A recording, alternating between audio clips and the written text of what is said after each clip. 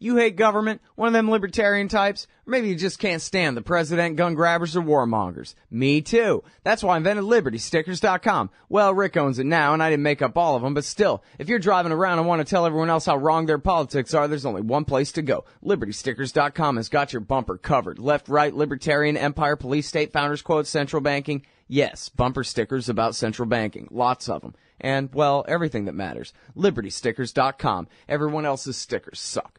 All right, you guys, welcome back. All right. Hey, on to our first guest on the show today. It's our old friend David Bromwich, professor of literature at Yale University and author of many books, including, I believe, the editor of, Edmund Burke's Selected Writings on Empire, Liberty, and Reform. Believe that. Welcome back to the show. How are you doing, David?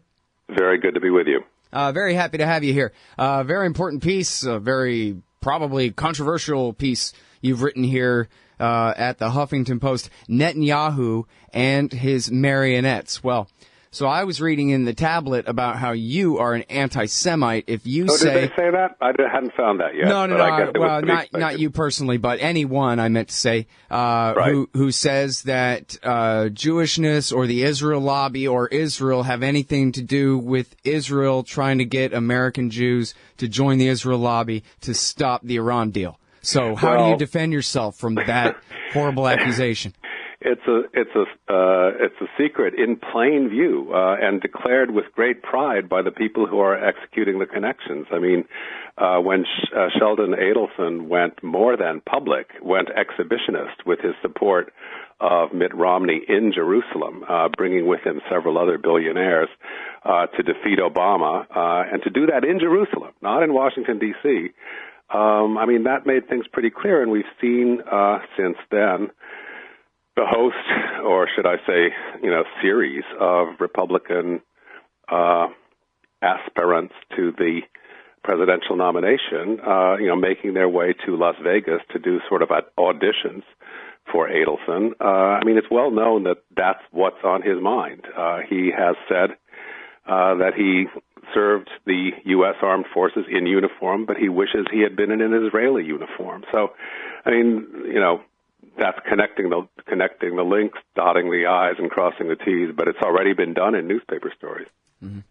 Well, and this is almost unbelievable. I don't know. Maybe it's not. Netanyahu addresses American Jews. 3 reasons to oppose the Iran deal. So anybody could tune in. Sure. It's like the President of the United States giving his weekly radio address. Anybody could tune in. It becomes a podcast that's universally accessible. But it was billed as an address to American Jews, and I don't think that's ever been done. I don't think the leader of a foreign power has ever picked out an ethnic group or a nationality or a race among Americans and said, from the foreign power to the Americans, I'm talking to you within America so you'll know how to act on our behalf, the foreign power. All right, now, but see, you sound like an anti-Semite again. Well, I'm simply stating that this is historically unprecedented in the United States, as far as I know. It's not unprecedented that there be, interest external to the United States, interest backed by large, finance, internal to the United States that want to throw their weight around. That's allowed, of course. But Netanyahu is in a different category from previous leaders that we have seen in Israel or elsewhere, and I would distinguish him from all previous Israeli leaders. He was indeed criticized on Friday in an interview published in the Israeli paper Ma'ariv by the president of Israel, Reuven Rivlin, who said that Netanyahu's conduct was terribly worrisome to Israelis, and that the kind of conflict he was setting up between Obama and himself was something to be avoided. So I think he's felt to be extreme by all except the settler movement that are his party base, his coalition base in Israel. Mm. But in the United States, in the mainstream media, the coverage is much more subdued, almost, I don't know what to say. I mean, there's a degree of understatement or slant in the mainstream coverage of this that really prevents Americans who aren't very attentive from seeing quite what's happening. Mm. Well, and although I'm not so sure of that, I mean, this seems like, the president himself said it in his speech that, look, there's only one force on earth that's against this deal. The Israelis and their lobbyists in D.C. I mean, he wasn't exactly that explicit, but pretty much. Yes, he was, and Obama hates to be polemical, and, I mean, I've criticized him for this before. I think he has a kind of aversion to sharp definitions of anything. It's the way his personality and his politics are built. He co-opts. He does not separate. But in this case, he was very explicit, very sharp, and with great warrant. He spoke with complete propriety when he said, and he didn't name the neoconservatives, but he all but named them, when he said these are the people who pressed for the Iraq War, and they were wrong then, and you should be suspicious whether they're right now. Yeah. All right, now, so in the article, and I want to get back to D.C. and the politics some more in a minute, but you tell some really important history here when you talk about Netanyahu's first term in office and how it was that he even came to power, what it was that he was about back then in 1996. Yeah, well, in 1996, he was the anti-Oslo candidate, the alarmist about, the dangers of giving in to the Palestinians in any way. And he was, in that sense, in rebellion against U.S. policy and Israeli stated policy at the time. The defender of the Oslo Accords was Yitzhak Rabin, who had a great and respected military and political record in Israel, but took the risk and said, we have to get this problem solved. It's a long-standing one, and we have to come to terms with it. He was assassinated by a Greater Israel religious fanatic, and Netanyahu ascended to power in the election that followed.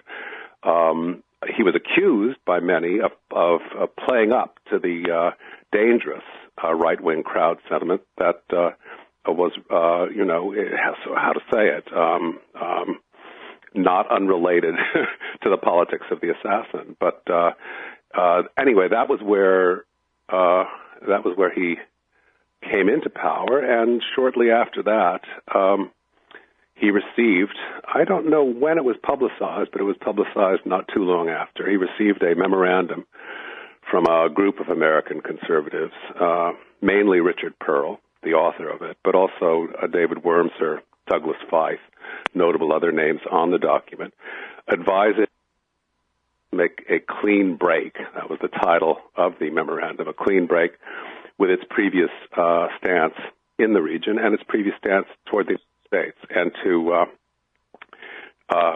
devote itself to removing Saddam Hussein from Iraq, attacking the interests and assets of Syria wherever possible with a view to separating Syria into several parts, and making sure that it weakened Iran with a view to whatever in the distant future on Iran. So, I mean, as I see it, but again, this is hardly more of a construal than the business of Netanyahu's connections with American financiers.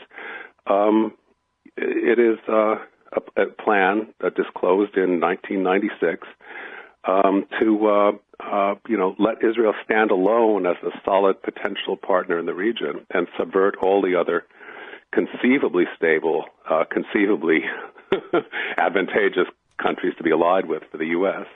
And I think he's been following that plan. I think that Netanyahu is in close accord and consultation with the neoconservatives, has been since the late 90s. And I think he believes that they are political geniuses. And he follows pretty much the same steps, or they follow his interest. It's not important to say which is the initiator. All right, so in other words, if I can oversimplify this, you tell me if I'm oversimplifying it too much. But they're basically saying, forget peaceful coexistence with our neighbors other than maybe Egypt and Jordan. And Jordan. Maybe Egypt not even Jordan. them. Let's go ahead and we rather just have permanent enmity, but with us in a position of so much power that nobody else can do anything about it, and that's it. That's the clean break.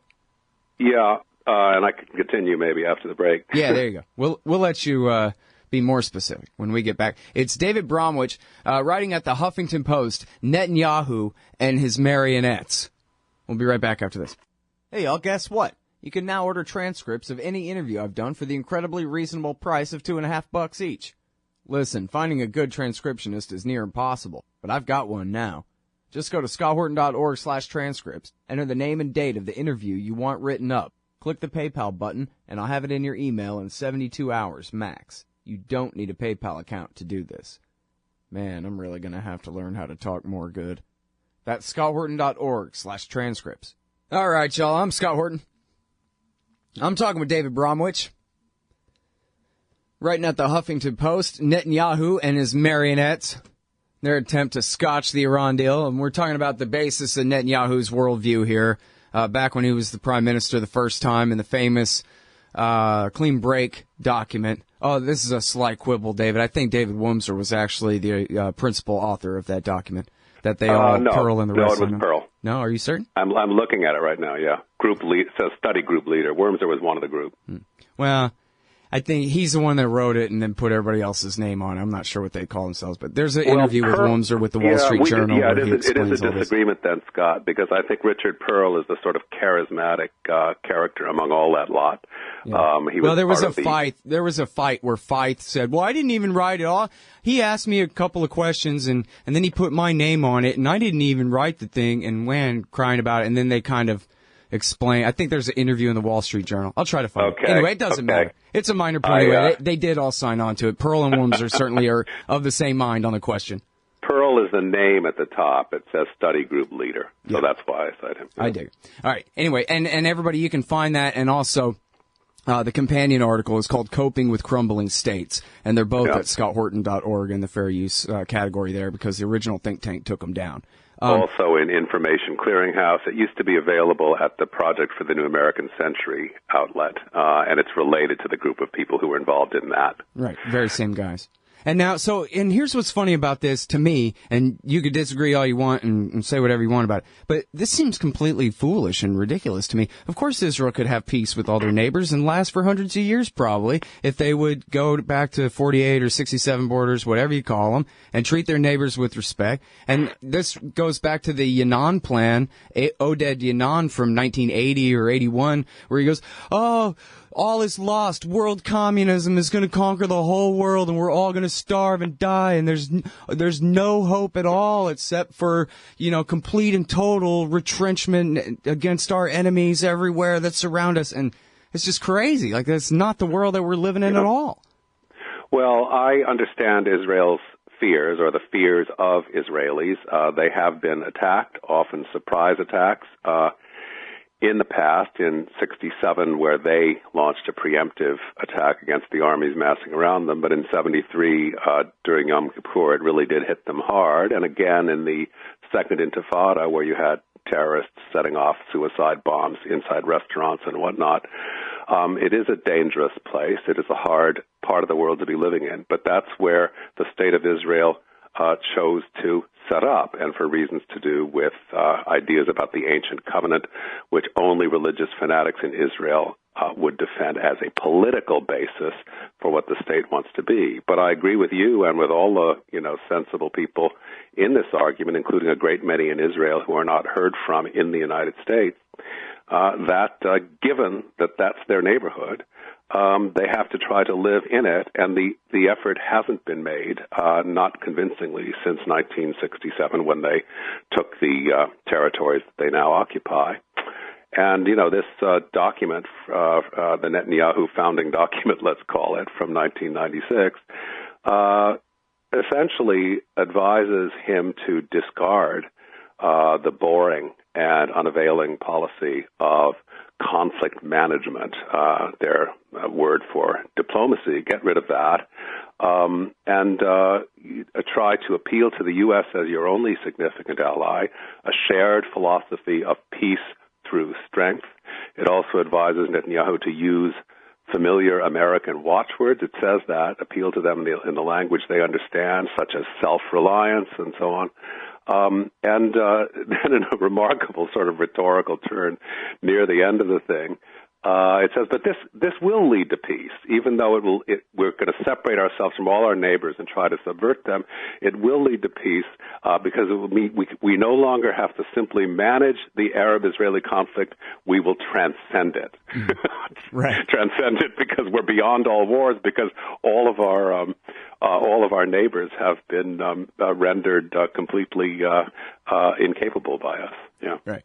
And what's funny, too, of course, is just how completely Christolian their predictions are about how this is all supposed to take place. The Shia majority of Iraq, once we get rid of Saddam Hussein, they're going to put in a Hashemite king because they love stuff like that. And then that's going to inspire the people of Iran to rise up against the Ayatollahs. And this is going to, getting rid of Saddam is going to be the worst thing that ever happened to the Ayatollah, they say. Right. That word Hashemite is used again and again to lend a veneer of scholarship and, deep Middle Eastern lore to these extraordinarily shallow and, fast-shot American recommendations. Anyway, that's the past. Yeah. When I used the word marionettes, I didn't mainly have in mind, just the Israel lobby and its hundreds descending on Congress, but also the congressmen and congresswomen themselves, who, in the middle of this difficult period, when a vote is pending, the Iran review vote by Senate, actually agree to take a paid-for trip to Jerusalem, 58 of them. And this to me is the most mouth-opening aspect of our peculiar moment. How could you do this? How could you be a member of Congress at this moment, at this exigent moment, and say, all right, we know that there's a division between the Israeli prime minister and the American president. A lot hangs on this. Say I want to vote for the overturn of the Iraq agreement. Say I want to oppose the president on this. Say I hope that we get 2/3 and we can really knock it down. Still, just for the appearance of the thing, what on earth would drive me to go to Israel at this moment? And again, I find that unprecedented. And it would be so easy for any member of Congress to say, hey, I'm with you. I'm going to vote the way you want me to, but this just looks bad. I can't go to Israel right now. Let me go next year. But they don't do it. Well, and the lobby's answer is, no, it looks bad to us if you refuse to come. And so that's what they're weighing. Obama's going to be gone in 2 years, but Israel's not going anywhere. Neither's AIPAC.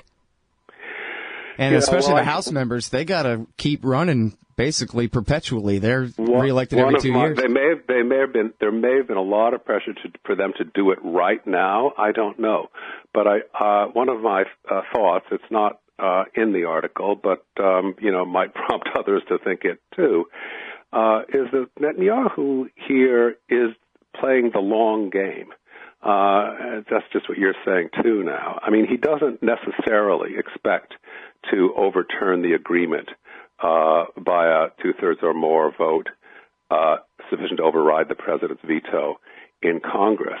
But he is trying, with all the massive force and funds at his disposal, to change American opinion so that it is so convincingly against this treaty that no American politician will want to venture to oppose public opinion. It will be much harder to take a stand in favor of the treaty than it had been before. I mean, what this will mean in international politics isn't clear at all, because the European powers and Russia and China having signed on to it, it's really hard to believe that they will just keep the sanctions in place against their own economic and political interests. But Netanyahu dwells with great familiarity in the element of chaos, and I think the disorder of the world that would follow from American politicians feeling unable to go with the agreement in the future, I think that would suit him fine. Yeah. And it's just this that has made members of the more prudential members of the Israeli defense and security establishment almost unanimously turn against him. It's only people in his cabinet who support him. And as I was just saying, the president of Israel has already registered a dissent, but he's a rather ceremonial officer. Mm-hmm. But the stories about this you do not find in the Washington Post or the New York Times or CNN or CBS or NBC. Right. You find it in the American Jewish newspaper, forward in a couple of excellent articles by J.J. Goldberg, where he says, all the weight of the mind and knowledge of the Israeli defense and security establishment that's not in power right now is in favor of accepting the deal. In other words, all of the former heads of Mossad and Shin Bet and the highest-ranking generals. Mossad, which is their CIA, Shin Bet, which is their FBI. Yeah, the people, and, a guy like Amos Yadlin, who was the, defense I don't know what to say. They're master of defense in Israel. And, in America, you've had the letter from several past ambassadors to Israel and foreign service officers, including Frank Wisner, who's, practically all but there at the founding of the CIA, Thomas Pickering, Nicholas Burns and others supporting the deal, and then what the Times reported just yesterday, the 29 U.S. scientists, including, 6 Nobel Prize winners, including people who worked on nuclear weapons, saying that they support the Iran deal. And these are the people most qualified of all in the United States to say whether the inspections regime is adequate and rigorous enough. And yet, public opinion, with all the money Obama rightly spoke of, and with all the weight of Netanyahu's will behind it, American opinion is turning little by little against the deal. Yeah. It's not clear it'll go all the way, but, Chuck Schumer's weighing in, opposing his own party leader is a symptom. Right. Yeah, I'm sorry, we're just over time and got to go, but thank you so much for coming back on the show, David. I hope to talk to you again soon. Okay, thanks. Appreciate it. Bye. All right, y'all, that is David Bromwich, and I'm sorry because I had more things to ask him, obviously, there, but all out of time. HuffingtonPost.com, Netanyahu and his marionettes. We'll be right back in just a sec with Brad Hoff. Hey, y'all, Scott Horton here. It's always safe to say that one should keep at least some of your savings in precious metals as a hedge against inflation. And if this economy ever does heat back up and the banks start expanding credit, rising prices could make metals a very profitable bet. Since 1977, Robertson Roberts Brokerage Inc. has been helping people buy and sell gold, silver, platinum, and palladium, and they do it well. They're fast, reliable, and trusted for more than 35 years. And they take Bitcoin. Call Robertson Roberts at 1-800-874-9760 or stop by rrbi.co. Hey, you own a business? Maybe we should consider advertising on the show. See if we can make a little bit of money. My email address is scott@scotthorton.org. Hey, y'all, Scott Horton here for wallstreetwindow.com. Mike Swanson knows his stuff. He made a killing running his own hedge fund and always gets out of the stock market before the government-generated bubbles pop. Which is, by the way, what he's doing right now, selling all his stocks and betting on gold and commodities. Sign up at wallstreetwindow.com and get real-time updates from Mike on all his market moves. It's hard to know how to protect your savings and earn a good return in an economy like this. Mike Swanson can help. Follow along on paper and see for yourself. wallstreetwindow.com.